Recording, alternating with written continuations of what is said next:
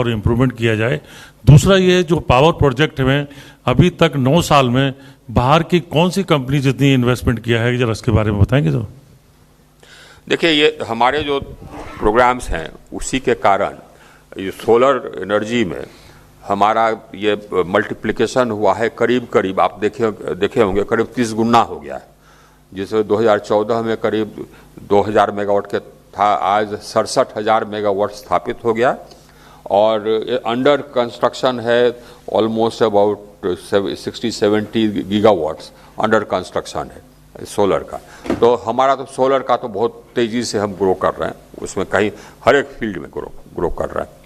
अब किस किस बाहर की कंपनी ने ये इन्वेस्ट किया, ये इसका हम डेटा नहीं रखते हैं, लेकिन आप ये देखिए कि हमने जो कैपेसिटी एडिशन किया है रिन्यूएबल एनर्जी में वो सबके सब आए हैं इन्वेस्टमेंट से, प्राइवेट सेक्टर इन्वेस्टमेंट से। हमने अपना कोई नहीं पैसा लगाया। दुनिया के जितने बड़े फंड्स हैं वो सब यहाँ इन्वेस्टेड हैं, all major funds different companies के माध्यम से। कोई कहीं किसी कंपनी में इन्वेस्ट किया है, कोई किसी कंपनी में इन्वेस्ट किया है। कुछ कंपनीज डायरेक्टली आई हैं, जैसे कि सिंगापुर का जो सॉवरेन वेल्थ फंड है वो डायरेक्टली भी इन्वेस्ट करती है, लेकिन बाकी सब डिफरेंट कंपनीज के थ्रू इन्वेस्ट कर रही है। तो हम आज ब्लूमबर्ग से कोई कॉरेस्पॉन्डेंट है, उनका एक इश्यू में ब्लूमबर्ग ने कहा था कि आज दुनिया में रिन्यूएबल एनर्जी के मामले में हम सबसे अट्रैक्टिव मार्केट तो सारा हमारा ये प्राइवेट इन्वेस्टमेंट से ही हो रहा है, कैपेसिटी ग्रोइंग। हम सिर्फ बिड करते हैं, कंपटीशन होता है, जो सबसे लो टैरिफ कोट करता है उसको हम ऑर्डर दे देते हैं, वो अपना पैसा लगा करके, अपना इक्विटी, अपना लोन लगा करके उसको स्थापित करता है, वो पावर सप्लाई करता है, हम पावर का पेमेंट उसको होता है। नंबर 47। सर, मेरा सवाल यह है कि अरुणाचल और असम में अक्सर बारिश के सीजन में बाढ़ जैसी स्थिति हो जाती है, तो खास करके वहाँ पर एक डैम भी बनाया जा रहा है ब्रह्मपुत्रा पे। भारत की तरफ से उसको काउंटर करने के लिए किस तरीके से उपाय किए जा रहे हैं? एक तो देखिए, बाढ़ पुरानी समस्या रही है आसाम की, और ये बिल्कुल आदिकाल से चली आ रही है। बाढ़ को रोकने के लिए रिजर्वायर्स की बहुत आवश्यकता है। रिजर्वायर होने से फिर बाढ़ का जो ये रैवेज है वो कम हो सकता है, स्पेशली स्टोरेज प्रोजेक्ट्स। तो सुबानसिरी से बाढ़ पर नियंत्रण होगा, उसमें जो स्टोरेज कैपेसिटी है उस पर बाढ़ में नियंत्रण होगा। और जैसे कि और भी हमारे, जैसे कि आप देखे होंगे प्रेजेंटेशन में कि हमारे अभी करीब 18,000 मेगावाट के प्रोजेक्ट्स अभी निर्माणाधीन है, करीब 41 प्रोजेक्ट्स निर्माणाधीन है। उसमें से बहुत सारे बड़े बड़े प्रोजेक्ट्स हैं, एक 2,880 करोड़ का दिबांग है, बड़े बड़े प्रोजेक्ट्स हैं जो कि स्टोरेज भी है। तो जितने स्टोरेज प्रोजेक्ट्स हैं वो सबसे ये फ्लड का मॉडरेशन होगा, पावर जनरेशन तो होगा ही, इरिगेशन के लिए ही मिलेगा। ये मल्टीपर्पज़ प्रोजेक्ट्स इसको कहते हैं। और जहाँ जहाँ ये हुआ है वहाँ पर हम लोगों ने देखा है कि उससे बहुत फ़ायदा हुआ है। हमने अभी एक स्टडी कराई थी, IITs वगैरह से स्टडी कराई थी, तो उन्होंने देखा कि जहाँ जहाँ हमने बनाया है मल्टीपर्पज़ प्रोजेक्ट्स, वहाँ पर ग्रीनरी बढ़ी है, वाटर टेबल भी बढ़ा है, और लैंडस्लाइड्स और बाढ़ में कमी आई है। जी, कि बेसिकली चाइना जो है वहां पर अपना एक डैम बना रहा है, बहुत बड़ा डैम है, विश्व का सबसे बड़ा डैम बनाया है, ब्रह्मपुत्र जो सुबह नदी से कनेक्ट करता हुआ। उसमें खतरा यह है कि उससे फ्लो बहुत ज्यादा है उसका, और खतरे में ये इसका हम लोग अवगत हैं। तो क्या कितने डैम हमारे बने हैं? प्लान्स हैं वो, तो उस प्लान से हम लोग अवगत हैं, और उसके हिसाब से हम लोग अपनी तैयारी कर रहे हैं। हम लोग कॉन्शियस हैं कि क्या हो रहा है उस पार में, अपनी तैयारी भी कर रहे हैं। हम भी अपने यहाँ बड़े बड़े स्टोरेज प्रोजेक्ट्स उसी पर बना रहे हैं। सियांग पर वो हमारा पहले से भी प्लान था, और हमारा प्लान आज नहीं शुरू हुआ, हमारा प्लान शुरू हुआ 10-12 साल पहले से हम लोग उस प्लान पर कर रहे थे। हम भी बड़ा स्टोरेज प्रोजेक्ट बना रहे हैं सियांग पर, तो उसके बारे में सर्वेज वगैरह प्रारंभ हुई हैं, और जो वहाँ की सरकार है और वहाँ के लोग हैं उनसे भी चर्चा चल रही है। तो हम लोग अवगत हैं। 125. और ये बाय एंड लार्ज वहाँ के लोग उसको वेलकम कर रहे हैं। ये जो होगा, जो सियांग पर प्रोजेक्ट होगा, वो हमारा लार्जेस्ट प्रोजेक्ट होगा इंडिया में। और जबकि जो देखे हम लोग जहाँ जहाँ हाइड्रो प्रोजेक्ट्स बनाए हैं, वहाँ पर जो डेवलपमेंट है वो हम लोगों ने लोगों को दिखाया, वहाँ के लोगों को उनको ले जा करके दिखाया, THC तहरी हाइड्रो वगैरह ले जा करके दिखाया। और जो हम लोगों ने कॉलोनीज वगैरह बनाए थे तो उससे बहुत वो लोग संतुष्ट हो, बोले कि हमारी यहाँ भी जल्दी करिए। और ये सुबांश्री भी जो हम बना रहे हैं, तो जहाँ जहाँ सबमर्जेंस हो रहा है वहाँ के जो लोगों को के लिए हम जो बना रहे हैं उससे भी लोग संतुष्ट। Sir, Rishi from the Hindu Business Line. I have two questions. Alok sir spoke about the carbon markets and how the government is developing it. So could you tell us more about the carbon markets? And number two, when Mr. Bhalla spoke about land has become a issue, ministries like MORTH are facing issues, ministry like Commerce Ministry are facing issues. Land acquisition and land for setting up factories has been issue. And as the Renewable Energy Ministry is working on pooling of resources. So could you tell us more how this pooling of resources will happen?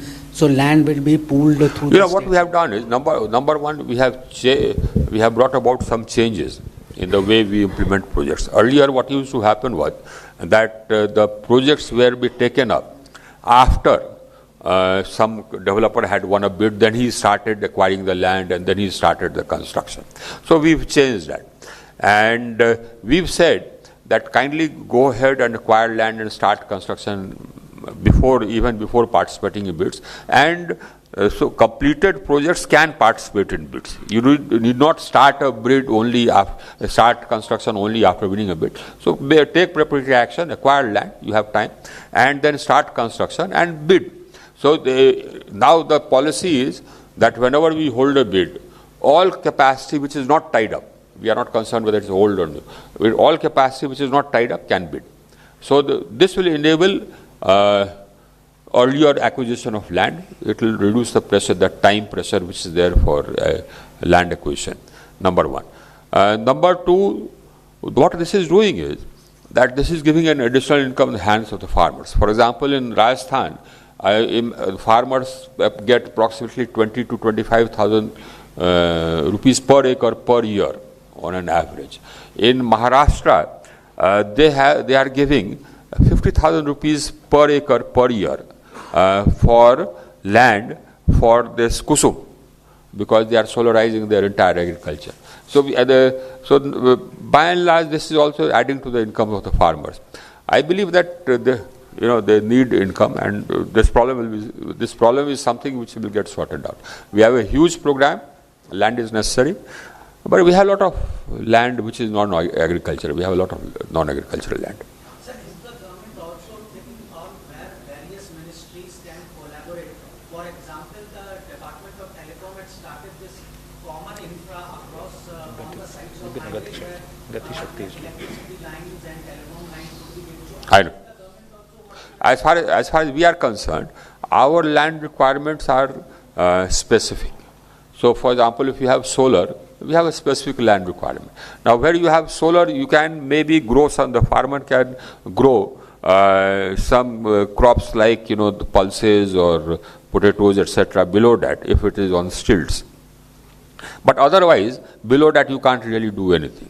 For wind, where you have the windmill, then apart from that, the other windmill has to be sited at some distance away. In between, the cultivation can go on. So agriculture and renewable energy, they go together. But other industries and renewable energy, we'll have to see. About the carbon markets, we have already got the legislation enacted by the Parliament, and so the rules have been drafted. They were circulated for comments. We have got comments. Now they'll be issued very soon. 90, and then I'm coming to you. Good afternoon, Shreya Jay from Business Standard. I have two questions. One is on the power distribution sector. Impressive numbers. The power distribution sector. Power distribution. Power distribution. Discoms, Go ahead. basically. Yeah. The losses have significantly come down, and so are the dues to the Gencos. However, the recent PFC report indicated that there is an increase in the debt, and also there is an increase in the liquidity crunch also with these power distribution companies. No, one is the increase in the debt, the other was? Liquidity crunch. There is liquidity crunch with these power distribution companies.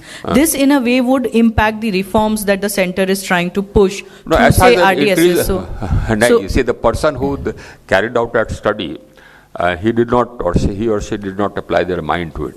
You see, the debt is taken generally for two reasons. One is for capital investment.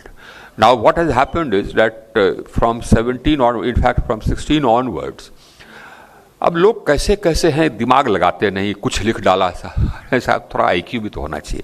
From 16 onwards, 17 onwards, we've invested almost 2 lakh crores in the distribution sector under the earlier scheme, Deen Dayal Gram Jyoti Yojana, IPDS, etc. Now that scheme, we give 60%, and the 40% is raised by the state as loan. So if you increase capex, your debt will go up. Now that's what has happened. Earlier it had not happened, but we have strengthened the distribution system because of that. Similarly, RDSS. Now we are giving grants, right? Again 60%, but 40% has to come from debt. That's the second thing. The third is that the demand has increased from, peak demand has increased from about 180 gigawatts to about 223 gigawatts. So you are buying more electricity, right? And you need, this is called finance, for operations. Current, that's the current debt for buying electricity on a regular basis. So all of them have debt lined up, which they draw from to buy electricity on a current basis. So that's the working capital requirement. So you need to buy coal, you need to buy electricity. So that's the working capital requirement. Now, as our power sector expands, and we invest more capital, and as the demand increases, so we buy more coal, etc., etc., the working capital requirements increase. So it will increase. The point is not that. The point is the viability. Whether you are making returns, whether you are making margins. That's the point. Okay. तो अब लोगों को कहा चाहता है, दिमाग से कुछ लिख डाला साहब कि हाँ डेट इंडेटेडनेस बढ़ गया साहब. अब हम किसको कहें, किसको आई सॉ दैट. अब हम किसको कहें, किसको समझाएं, वो हमारे सामने तो है कि नहीं कि मैं बता भी दूं कि साहब थोड़ा स्टडी कर लो. चलिए sir. Number 10. No, the fate, what do you mean by fate? I mean, it was introduced. At the time it was introduced, there's a massive halla, you saw in the parliament. But doesn't matter. So we had decided even earlier that we shall send it to the standing committee because it's in the concurrent list. So we even the previous amendments had gone to the standing committee. So we sent it to the standing committee. So the standing committee is finalizing its recommendations. They will come and we shall pass it. There is no doubt about that. And you see, all this halla is why? All this halla was because they felt, I mean, these some political parties felt that this might circumscribe their ability to give freebies. Free electricity, the 100 units free, 200 units free, or 50 paise power at 1 rupee per unit, etc., etc. यही तो करके, that's how they get elected, by giving freebies. So they felt, that this might circumscribe my power to give freebies. पढ़ते नहीं, they don't read it. So I said, you read it, it doesn't do that. You can give subsidy, whatever, to anybody you want. You will have to pay for the power, otherwise your power will get cut off. So that will happen. You see, we've already, despite all this Shreya, all this halla, all these articles, in the past 2-3 decades, nothing had happened in the power sector. हमने तो कर डाला साहब, हमने तो कर डाला. I have already changed it. Already my power sector is viable. Already we have put in place a system whereby you don't pay, the power gets cut off. चलिए, next. No, number 10 now, please. Number 10. We have number. Sir, Sanjay Sharma हूँ मैं आज तक से. मेरे 2 सवाल हैं. एक तो प्रधानमंत्री जी की अमेरिका यात्रा चल रही है जिसमें बहुत सारे प्रोटोकॉल टूट रहे हैं. इसके साथ ही भारत और अमेरिका के बीच हमारा टाइज कोई मजबूत मामला हो रही नहीं। हैं, हमारा मामला नहीं है वीजा जनाब। रिलैक्सेशन आप- हो रहा है। आप लिखा हुआ क्वेश्चन मत पढ़िए। ये भारत के बढ़ते पावर का प्रतीक है, तो पावर सेक्टर को कितना पावर के फायदा बारे में मिलेगा इस पूरे टाइज से? हाँ, इस पूरे जो संधियां हो रही हैं, पहला लिखा हुआ बंद कर दीजिए। उसमें अब आप पूछिए। पावर सेक्टर को कितना फायदा मिलेगा, किससे? इसके बारे में?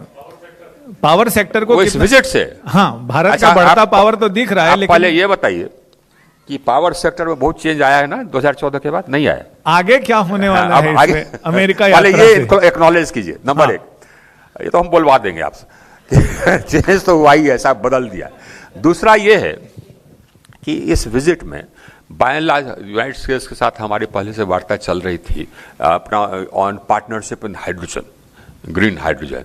तो ये मेरी आशा है कि ये आगे बढ़े ताकि हम लोग कोलैबोरेट करें ग्रीन हाइड्रोजन और ग्रीन अमोनिया पर। दूसरा, हम लोगों का मत एक है, answer in Hindi is fine और English, either way. Now, so there's a convergence of views and interests insofar as supply chain is concerned. Now, both of us are concerned about the supply chain, both for storage and also for solar PV, right, and wind. Now, so both of us are desirous of building up our supply chain, so we work on that. We are working on that. Already a lot of exports has started happening from India to the United States of panels, etc. As we add capacity, those exports will grow because diversification will happen. The whole world wants a diversification.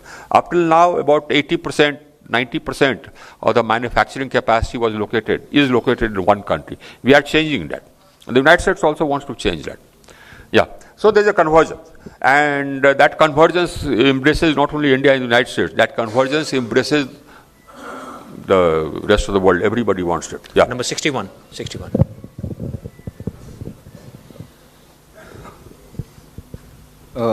मंत्री जी नमस्कार। हाँ, मैं थोड़ा mic अलग रखिएगा। हाँ, मेरे को पता है।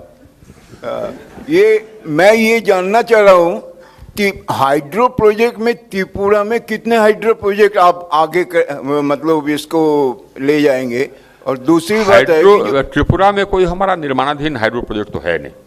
तो अब ये, लेकिन एक चीज है, ये अगर पोटेंशियल होगा तो उसको जरूर हम लोग वहां बनाएंगे। वो तो मुझे मालूम है, सुबनसिरी से भी नहीं आएगा त्रिपुरा की सुबनसिरी प्रोजेक्ट से भी वो ये सुबनसिरी जहाँ पे आपका ये सुबनसिरी वहां बन रहा है ना सुबनसिरी, तो वहां से भी नहीं आ सकता है। क्या वहां से भी वो तो त्रिपुरा में नहीं, अरुणाचल में है ना जी। तो और मैं ये बोल रहा हूँ वहां से भी नहीं आ सकता है। कौन चीज? जी नहीं। सुबनसिरी प्रोजेक्ट से भी पावर नहीं आ सकता है। अरे पावर तो सुबनसिरी प्रोजेक्ट से पूरे इंडिया में जा सकता है साहब, आप क्या बात करते हैं? त्रिपुरा आपने बोल दिया ना, त्रिपुरा में हो ही नहीं सकता है। कौन चीज? Hydro project. तो दूसरे आदमी से पूछिए। ठीक है। नंबर 255। अच्छा, दूसरी बात मेरे को बताइए, हाइड्रो प्रोजेक्ट त्रिपुरा में आप ये समझिए जनाब, सुनिए, पावर कहीं जनरेट हो, चाहे हाइड्रो हो, चाहे सोलर हो, चाहे थर्मल हो, चाहे विंड हो, हम ट्रांसमिशन से पूरे देश को कनेक्ट कर दिए हैं। तो पावर अगर छत्तीसगढ़ में जनरेट हो रहा है, इसका मतलब ये नहीं कि छत्तीसगढ़ में ही मिल रहा है, छत्तीसगढ़ में या झारखंड में जनरेट हो रहा है तो झारखंड में मिल रहा है, ऐसा बात नहीं है। झारखंड से पावर जाता है कर्नाटक, जाता है महाराष्ट्र, है ना। तो ऐसे ही जहां पर हाइड्रो प्रोजेक्ट का पोटेंशियल है वहीं बनेगा, वहां से पावर जहां जरूरत है वहां जाएगा। अब दूसरा सवाल पूछिए। मैं ये पूछ रहा हूं कि जो ट्रांसमिशन लाइन अगर इतना ही बेहतर है तो त्रिपुरा की हालत इतना खराब क्यों है, जबकि त्रिपुरा बीजेपी गवर्नमेंट है? और दूसरी बात है क्या है, त्रिपुरा में हालत क्यों खराब है? त्रिपुरा में क्या हालत खराब है निकालिए तो भाई त्रिपुरा का। और सबसे बड़ी बात है, सुन लीजिए, आप सवाल पूछ के भाग नहीं सकते, सुन लीजिए आप। नहीं त्रिपुरा में क्या है? अरे जवाब तो सुनो। ये भी सुन लीजिए, एयरपोर्ट में भी बत्ती नहीं रहता है। अरे जवाब सुनिए। Thank you.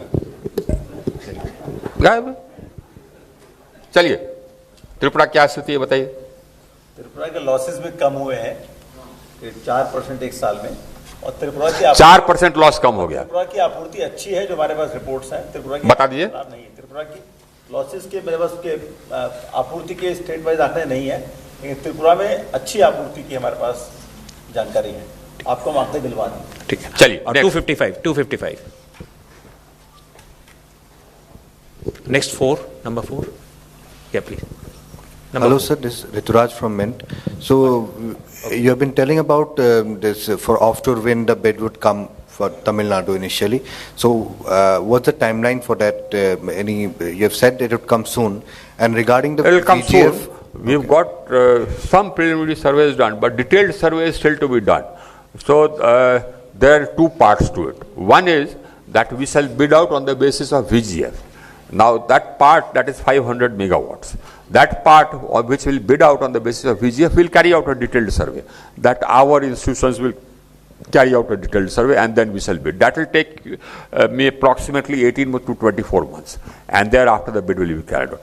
There are other parts where we will allow the developer himself or herself, the entity, developer entity to carry out the survey and then develop the project. So for that we'll come out with bids very soon. So that will happen in another 2-3 months. I think we should have the bid. and the VGF bid would be from 24 months from now. And similarly, Gujarat, the situation is slightly different. In Gujarat, we've already carried out detailed surveys for about 1,000 megawatts. Now, so that we shall, out of that 500 we shall bid out on the VGF. And in Gujarat also we have blocks which we shall let out to the developers on a bid, transparent bid, for carrying out surveys and thereafter constructing capacity. Next. Number 4, yeah. Sir, Pranav Prakhar from Vision Television. I have two questions. One is the capacity that is under construction. For the capacity, for the capacity that is under construction, what is the breakup of that? I understand solar is significant and the hydel is next after solar. What is the other breakup for that? And second question is, only yesterday Elon Musk had a interaction with our Prime Minister, and he, in his after the interaction with the Prime Minister, he told that he is interested in more interested in what you call battery storage power. So he has the ministry got any indication from his company in the storage segment? And if at all, is there any interest in that storage segment? Because I understand that in storage segment you are working significantly as well. So as far as your second question is concerned, we want investment in storage, right? Now, some investment is happening. Some investment is happening because of the PLI which was issued by the Department of Heavy Industry. Now the people who won the PLI, they are mostly manufacturing storage for EVs, but one of the developers, I believe, is also manufacturing storage for grid scale storage. So that is one. The second is that some further bids will happen. Whether the bids will be conducted by DHI or by MNRE is an open question. But those bids will be specifically for grid scale storage. Now we need grid scale storage. We need storage because we are adding such huge quantities of renewable energy, and we want round the clock renewable energy. If we want to go to net zero, we have to have round the clock renewable energy. So that's our mission.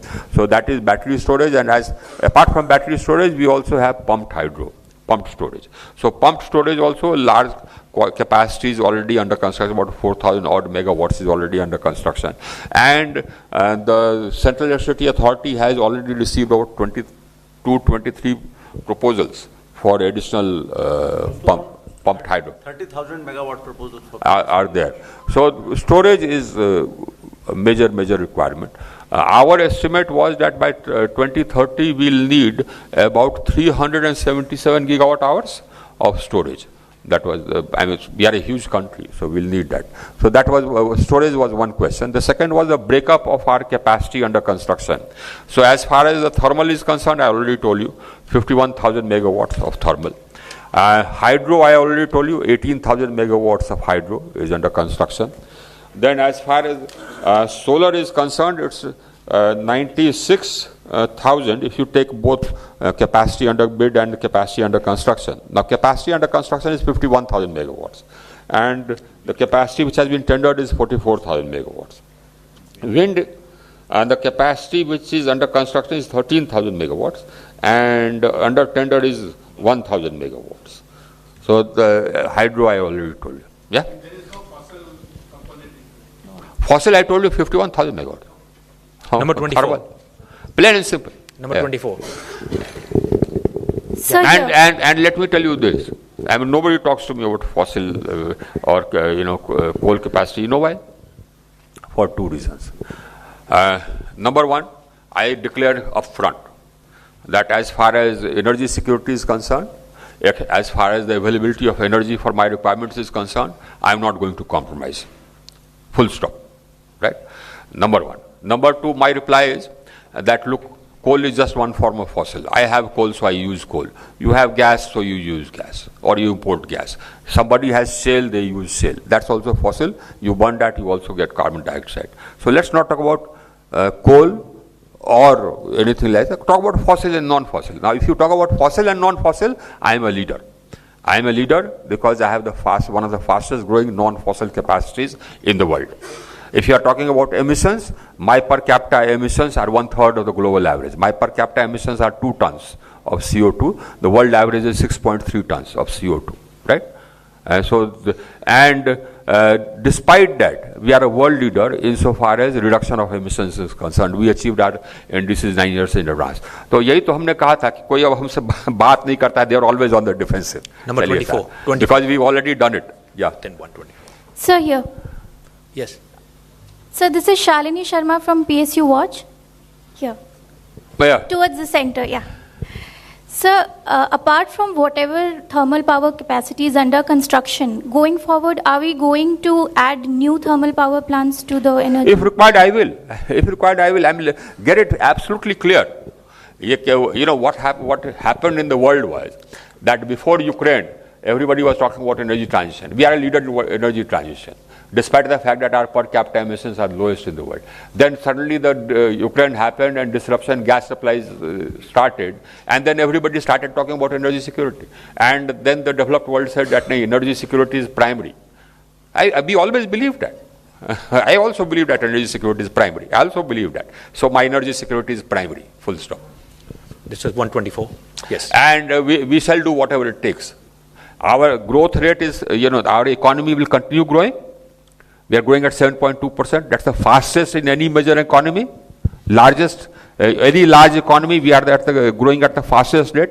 We shall continue growing at the fastest rate. And this is not possible unless and until there is electricity. It's my job to make sure that there is enough electricity to power that growth. Without electricity, you don't have any growth, right? Because electricity powers everything. It's my job to make sure that that growth is powered. It will be powered. 124, yeah. Yeah. So this is Shilpa Samant from Economic Times. India wants to be an export hub for green hydrogen. But as you already mentioned, some developed countries are giving huge subsidies. And also there is no standard currently on the definition as well as, the output of carbon from the production of each kg of hydrogen. So unless that happens, what is the fate of, the green hydrogen projects for us? Yeah, this is a real world actually. This is a real world. In the real world, everybody looks after their interests. I understand that. We have been hearing lectures for the past many decades from developed countries about how free trade is actually very good for the world. But when it comes to their interests, then certainly that free trade takes a back seat and its protection.